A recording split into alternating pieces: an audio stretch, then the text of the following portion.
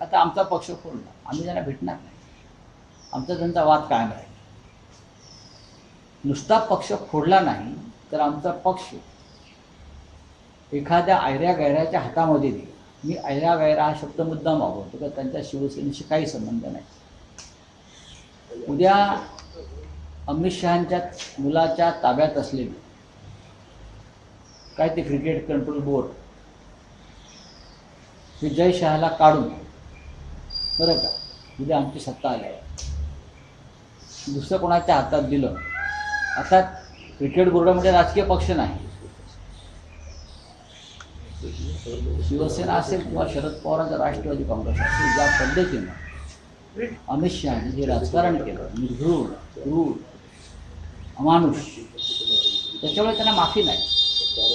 ज्या दिवशी आमच्याकडे सत्ता येईल त्या दिवशी त्यांना सगळंच फोडलंय ना.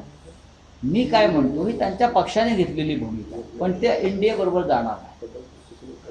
आमचा स्वाभिमान जरा वेगळा प्रकार, आम्ही त्यांचं तोंड पण बघतो आहेत ना, पण ते त्यांचं राजकारण हे सर्वसमावेशक आहे, आमचं तसं नाही.